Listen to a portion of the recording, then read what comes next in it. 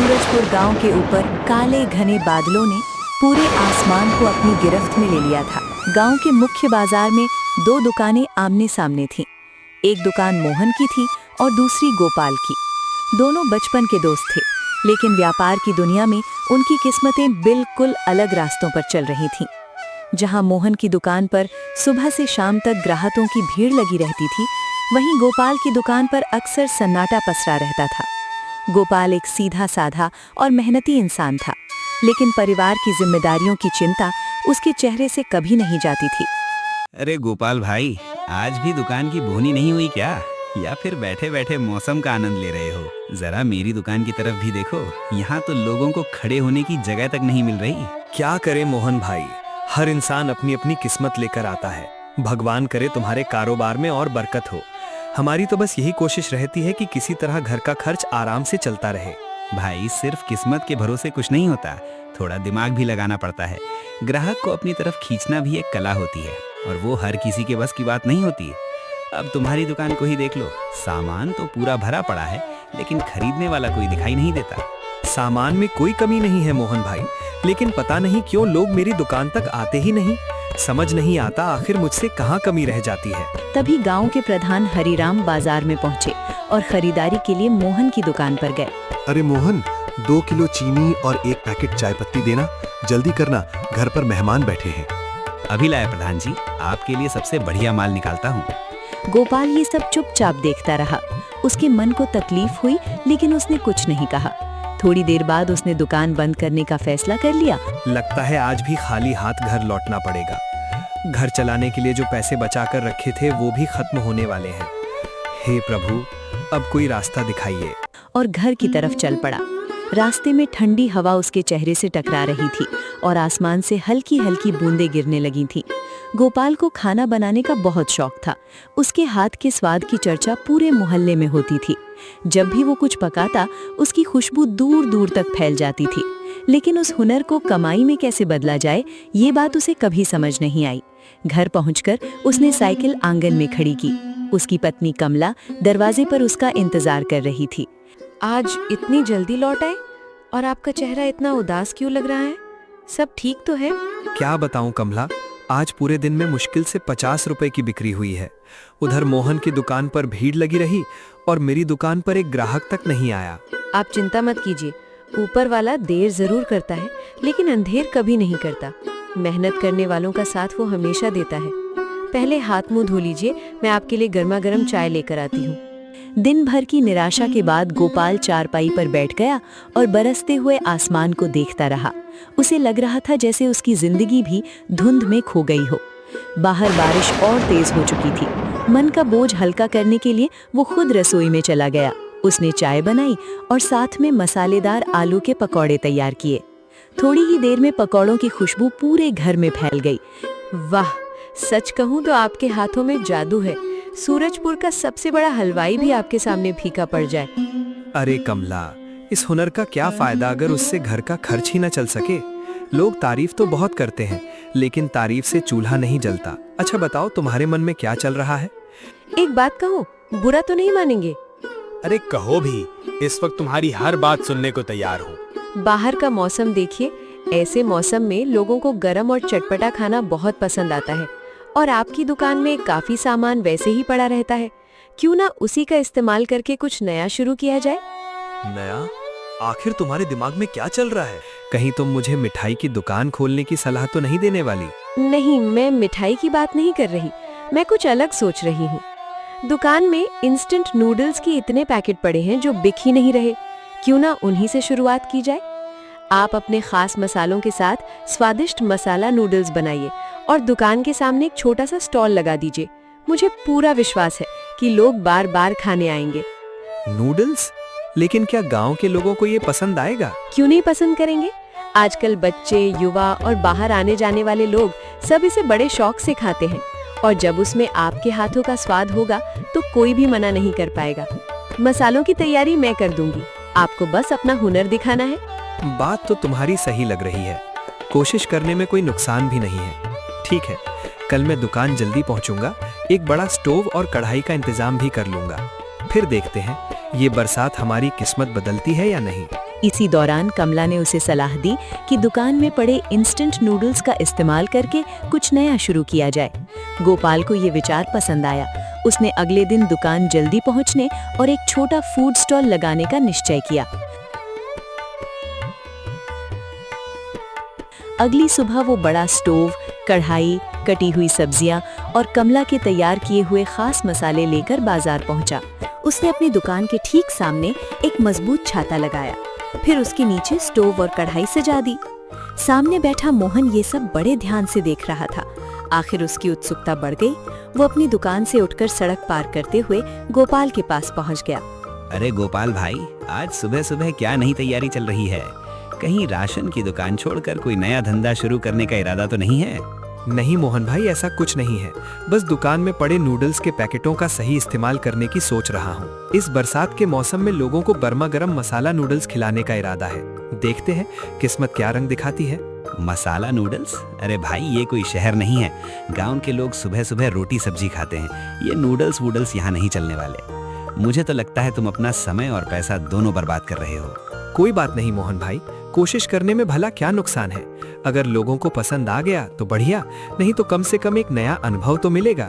मोहन हंसते हुए वापस अपनी दुकान पर लौट गया। तभी अचानक बारिश तेज हो गई। सड़क से गुजर रहे दो यात्री भीगने से बचने के लिए गोपाल के स्टॉल के पास आकर खड़े हो गए। दोनों ठंड से कांप रहे थे। गोपाल ने तुरंत कढ़ाई चढ़ाई। उसमें थोड़ा मक्खन, प्याज और हरी मिर्च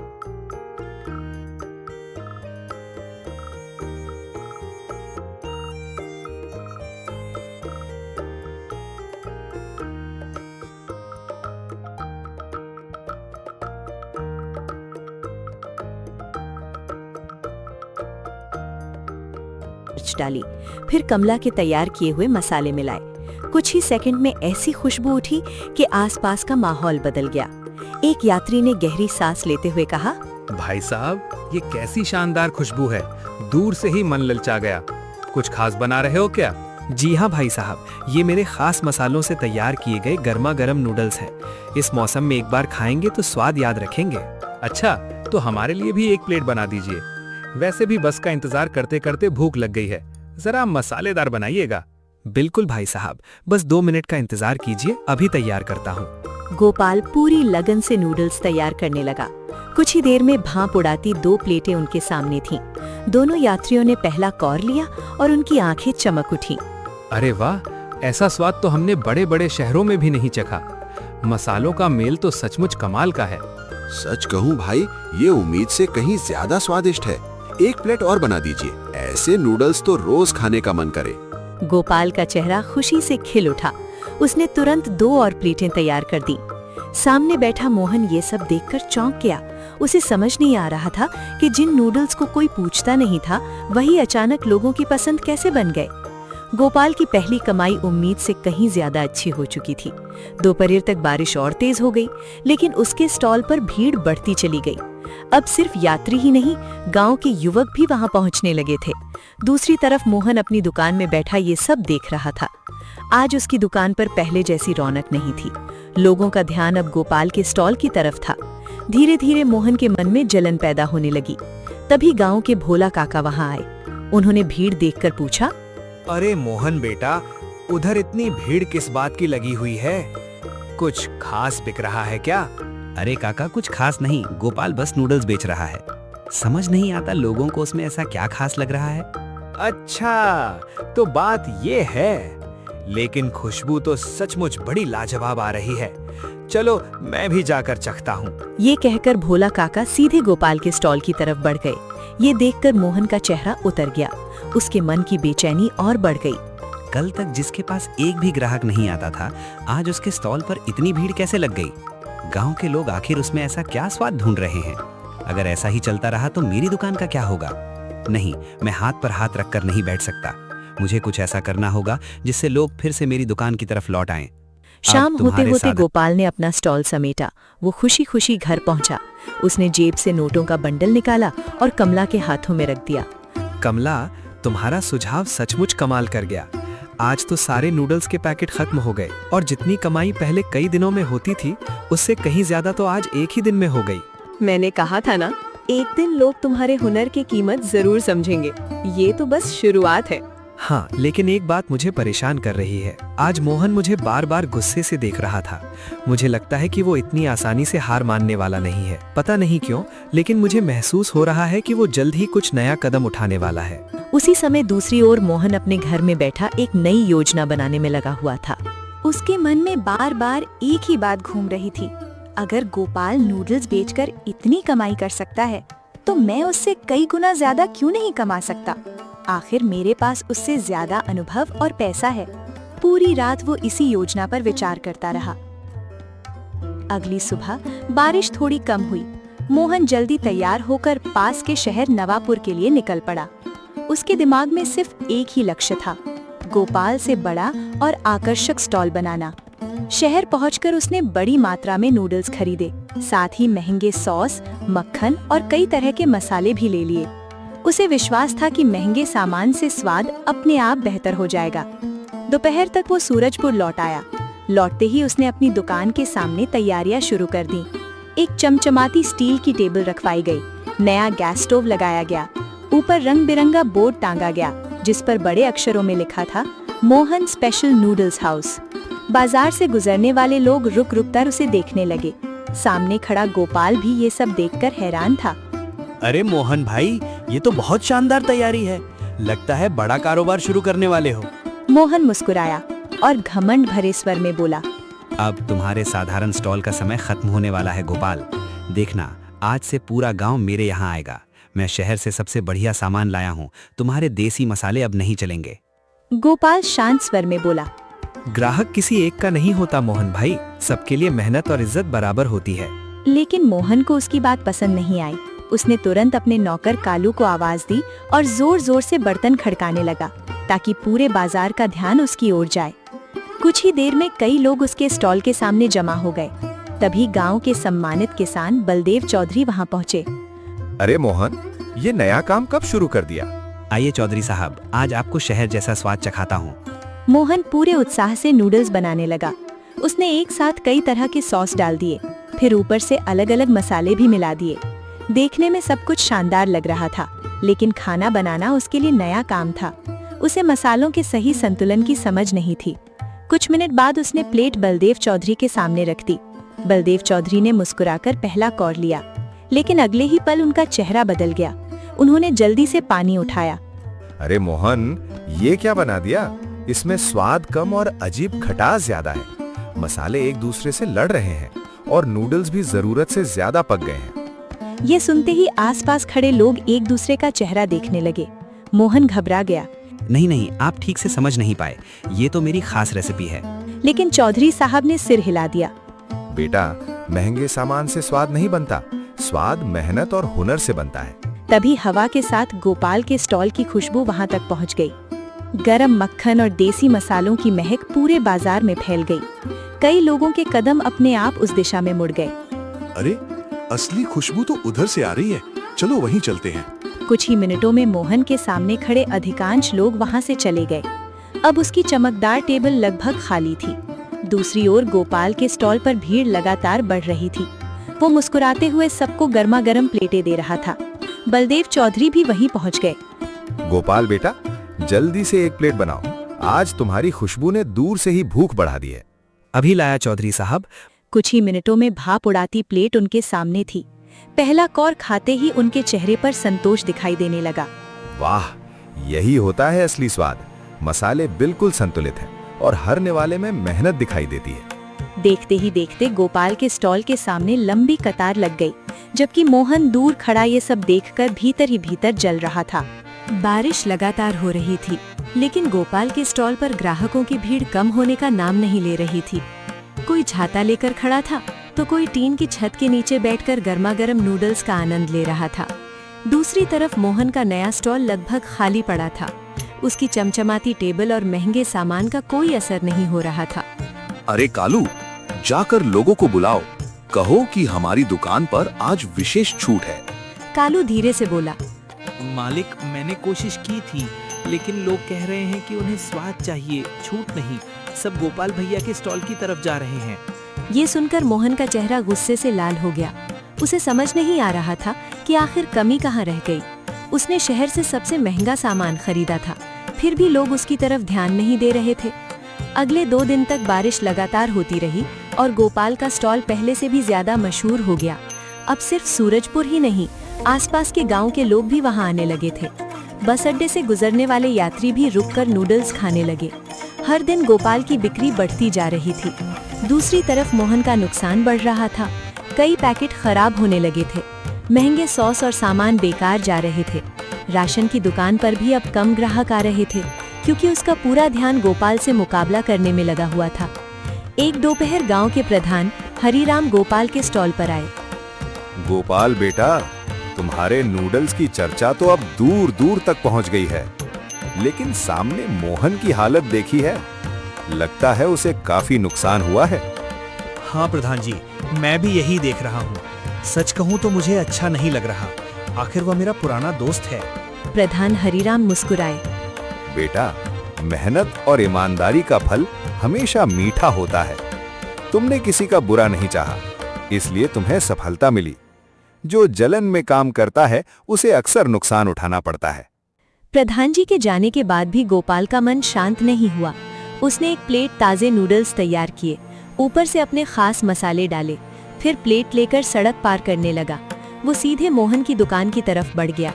मोहन अकेला बैठा था, सामने रखे सामान को देख रहा था। तभी उसने गोपाल को आते देखा। क्यों आए हो यहाँ? मेरी हालत का मजाक उड़ाने या अपनी जीत का जश्न मनाने आए हो? अगर ऐसा है तो वापस चले जाओ। गोपाल ने शांत स्वर में कहा। तुम मुझे गलत समझ रहे हो भाई, मैं तो बस तुम्हारे लिए खाना लेकर आया हूँ।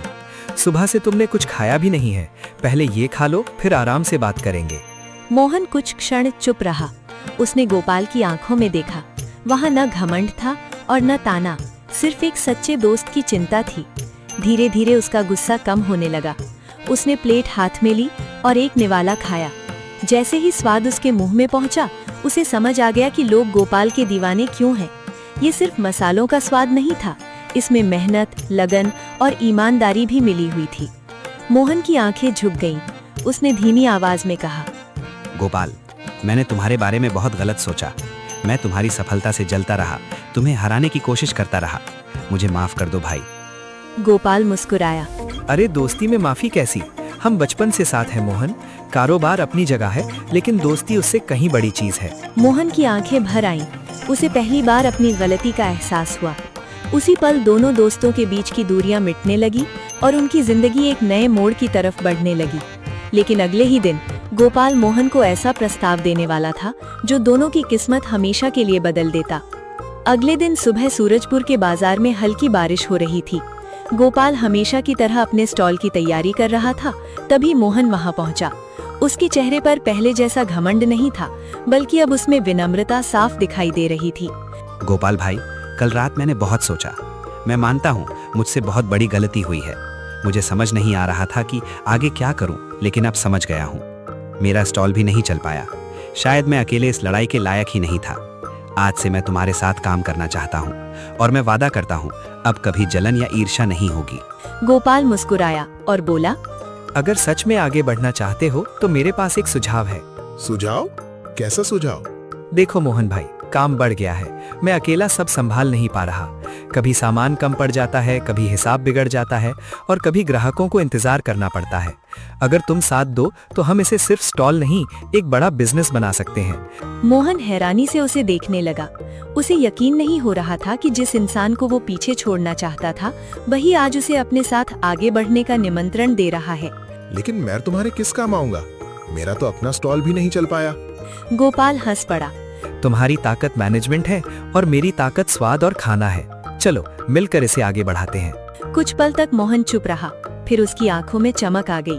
उसने आगे बढ़कर गोपाल का हाथ पकड़ लिया। आज से हम दोनों साथ काम करेंगे और कभी एक दूसरे से जलेंगे नहीं। कुछ ही हफ्तों में सूरजपुर के बाजार का नजारा बदल गया। दोनों दोस्तों ने मिलकर एक बड़ा और सुंदर फूड स्टॉल शुरू किया। उसका नाम रखा गया दोस्ती मसाला कॉर्नर। मोहन सामान और प्रबंधन संभालता था, जबकि गोपाल अपने खास मसालों से स्वादिष्ट व्यंजन तैयार करता था। अब वहाँ सिर्फ नूडल्स ही नहीं बल्कि कई तरह के गर्मा गर्म व्यंजन मिलने लगे थे। पूरे इलाके में उनकी मेहनत, ईमानदारी और दोस्ती की मिसाल दी जाने लगी। और इसी के साथ ये कहानी हमें सिखाती है कि जलन इंसान को पीछे ले जाती है, जबकि सहयोग और सच्ची दोस्ती सफलता के नए रास्ते खोल देती है। अगर आप चाहते हैं कि अगले वीडियो में आपका नाम और आपके गांव का नाम आए, तो नीचे कमेंट में अपना नाम और गांव जरूर लिखिए। और अगर मेरी कहानी ने आपके दिल को जरा सा भी छुआ हो तो वीडियो को लाइक जरूर कीजिए और ऐसी ही दिल से जुड़ी कहानियों के लिए चैनल को सब्सक्राइब करके हमारे परिवार का हिस्सा बन जाइए।